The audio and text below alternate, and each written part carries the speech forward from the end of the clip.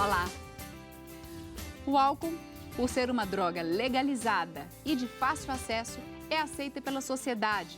Está sempre muito presente no cotidiano das pessoas. Mas a permissividade em relação ao álcool não faz dele uma substância saudável. Muito pelo contrário. O álcool é considerado uma droga que causa dependência.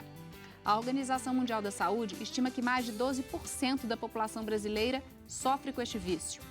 Pode parecer pouco, mas esse número corresponde a aproximadamente 24 milhões e meio de pessoas. Quem reconhece a dependência e quer se ver livre do álcool encontra dificuldade pelo fato das bebidas alcoólicas fazerem parte da vida social em diferentes situações. Alcoolismo é o tema do programa de hoje. Nós vamos entender qual é o limite entre beber socialmente e ser dependente dessa substância. Quais os efeitos da bebida alcoólica para o organismo nas várias faixas etárias. Essas e outras questões serão debatidas no programa, então fique com a gente. Está no ar Pense Saúde.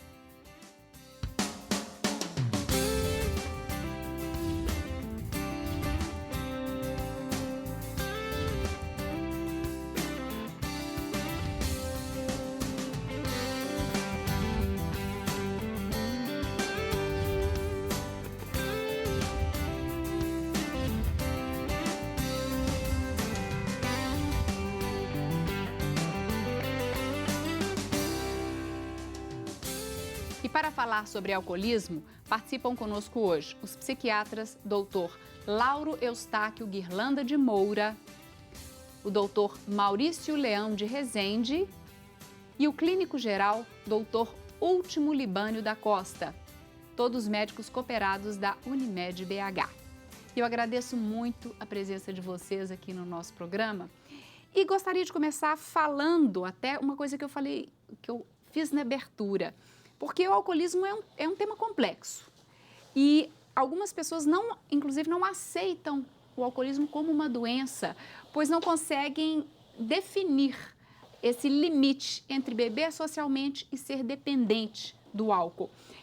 O que caracteriza essa dependência do álcool, doutor Lauro? O alcoolismo ele é uma doença, como qualquer outra, inclusive está na classificação internacional das doenças, né? E a gente, para esclarecer melhor, a gente pode definir o abuso de álcool e a dependência de álcool. Tá, porque eu digo assim, eu quero que você me explique as duas. Mas muitas pessoas bebem, mas eu bebo apenas socialmente, eu não sou dependente. Como que a gente então caracteriza a dependência? De forma geral, a gente caracteriza um problema com álcool quando a bebida está trazendo prejuízo para a vida dela, Tá. né? Isso é o principal conceito do alcoolismo. Então, a bebida se torna um problema quando ela atrapalha de alguma forma a vida do sujeito ou atrapalha o seu relacionamento com os familiares, seu trabalho, sua vida social, né? Você falou aqui em duas coisas, abuso e dependência. E abuso? Geralmente, os alcoólatras, eles percorrem um longo caminho antes de virarem dependentes mesmo. Eles começam bebendo socialmente, né? E depois passam para um padrão de abuso, que é aquele consumo excessivo, que gera problemas, gera acidente de trânsito, gera faltas no trabalho, até passar para o último estágio, que seria a dependência mesmo. Que é aquele estágio que o corpo fica dependente de álcool e a pessoa já não consegue parar sem ajuda, e quando para de beber de uma vez, o corpo vai sentir a falta da bebida, que seria a abstinência de álcool. Isso acontece com tudo que, de alguma forma, gera um vício para o corpo, né? A gente está falando, inclusive, cigarro, por exemplo. Sim, né? mas é importante frisar que o alcoólatra, ele começou bebendo socialmente. Né? Então, é um longo caminho, mais ou menos, de 10 a 20 anos, que ele vai percorrer até virar um dependente. E essa transição é muito gradual e o paciente não percebe.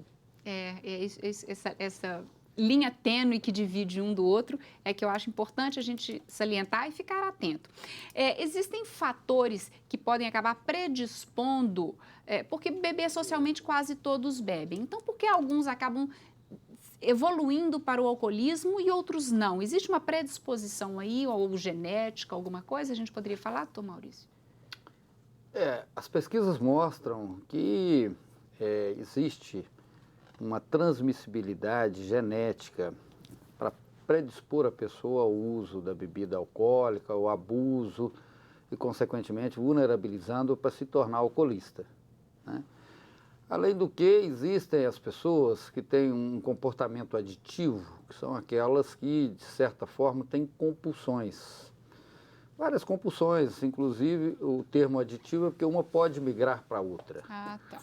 Você pode ter uma compulsão alimentar e essa compulsão ser cuidada e depois surgir como uma compulsão à bebida, uma compulsão ao trabalho, uma compulsão a sexo, a jogo, né? a compras.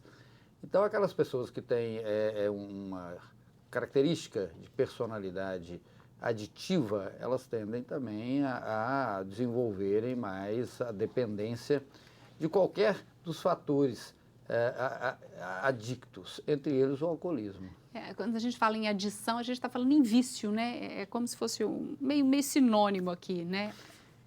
E atualmente a neurociência e a genética falam de uma inter-relação entre a genética e o meio ambiente, de forma que também esse vício, digamos assim, passa a ter inscrições genéticas, sejam temporárias ou mais definitivas, parciais ou em maior expressão, e isso pode, inclusive, ser transmitido.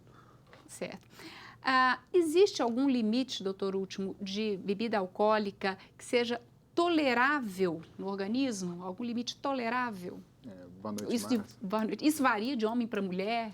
Boa noite, Márcia. Boa noite, amigos de casa. Nós estamos falando de uma doença complexa, né?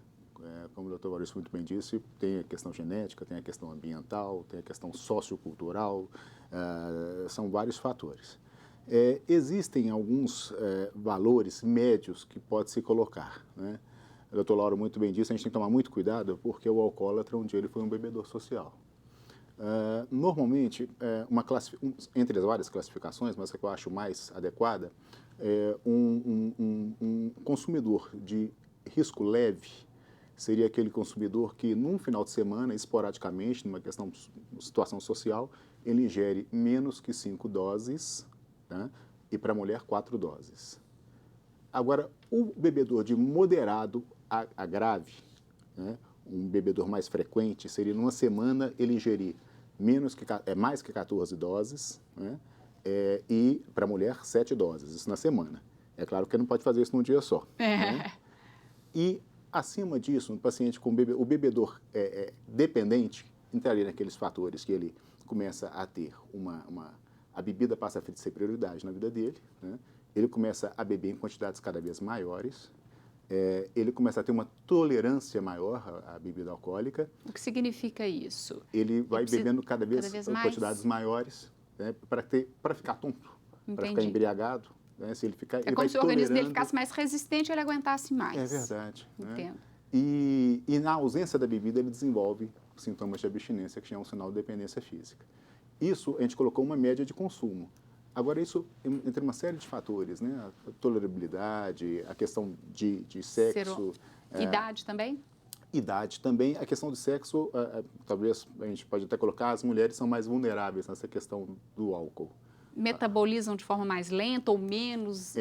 Por questão de atividade enzimática, as mulheres elas desenvolvem mais precocemente lesões de órgão-alvo e com menor quantidade. Né?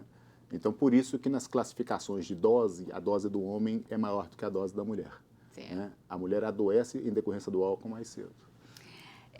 Depois eu vou querer entender também esse fator idade. Só que muitas pessoas, às vezes, associam o álcool, porque ele é usado para comemorar, mas ele pode ser usado também como fuga. Estou muito ansioso, estou muito estressado, estou muito nervoso. Aí entra o álcool para dar aquela relaxada. E aí vem... O que vem primeiro, ovo ou galinha?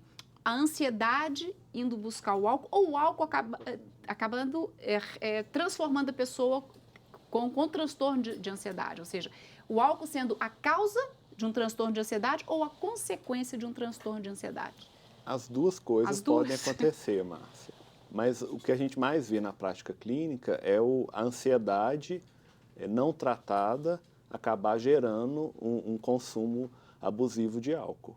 Porque o álcool, até certo ponto, ele funciona como uma substância que acalma, que melhora sintomas depressivos, né? Então, os pacientes com ansiedade, com depressão, muitas vezes vão procurar no álcool uma saída, mas é um péssimo remédio porque ele vai virar um outro problema a longo prazo. É um anestésico ali, Sim. meio imediato, mas sem muita função. Sem melhorar a história daquela doença, né? E aí, algumas pessoas falam, mas eu bebo... O doutor Último falou aqui sobre essas diferenças, colocando alguns limites. Mas para algumas pessoas, esses limites podem variar, ou seja, uma pessoa que às vezes bebe só no final de semana e depois começa ao longo da semana, ela pode acabar tendo um comportamento diferente em relação ao alcoolismo do que outras que bebem até todos os dias, ou seja, essa dependência pode surgir às vezes, mesmo que a pessoa não seja um consumidor tão assíduo? Sim, dentro do que estava sendo dito, é preciso que se ressaltar que há um raciocínio assim, geral, mas existem as especificidades de acordo com as características genéticas, características psicológicas, fazendo com que, às vezes, pessoas com pouco tempo de ingestão de bebida se transformem num dependente. E outras, às vezes, usam por mais tempo e não desenvolvem a dependência. Óbvio que o básico, o geral, quanto maior a frequência, quanto maior a quantidade e quanto maior a concentração alcoólica, maior a possibilidade de desenvolver a doença alcoolismo. Mas isso é um fator individual. E quanto mais cedo se inicia, também entra aí? Sim, certamente. Hoje tem, claro, pelo menos o desenvolvimento neuropsicológico, ele vai se processando assim que a criança nasce, em maior intensidade, e essa intensidade vai diminuindo até em torno dos 20 e poucos anos. Você pega um adolescente que começa a beber, ele está numa fase de transformações biológicas e psicológicas. Óbvio que o álcool aí ele entra produzindo um efeito maior. Até porque é preciso que se entenda que hoje nós temos que algumas doenças com expressões genéticas, essas expressões podem ser de menor relevância e a pessoa ter uma qualidade de vida boa e a doença não se expressa. Certo. Mas se essa qualidade de vida não for boa e ela utilizar fatores estressantes para a saúde física ou mental, a possibilidade dela se manifestar é maior. Então o álcool entra aí como esse fator estressantes. E se pega numa época como a puberdade de transformações biológicas ou adolescência, que pode ou não estar junto com a puberdade de transformações psicológicas, o poder do álcool aí pode ser devastador. Inclusive, digamos assim, dando carona para a emergência de outras doenças psiquiátricas. Nós vamos comentar sobre isso daqui a pouco. E outras dependências também, né? Sim. Vamos comentar sobre isso daqui a pouco. Hoje estamos falando sobre alcoolismo e conversando com médicos aqui. E vamos entender também a partir de quando esse alcoolismo pode ser revertido ou não e os órgãos afetados podem se regenerar ou não. Nós vamos entender isso ao longo do programa. Nós vamos então agora para um rápido intervalo, mas fique por aí. Voltamos já já.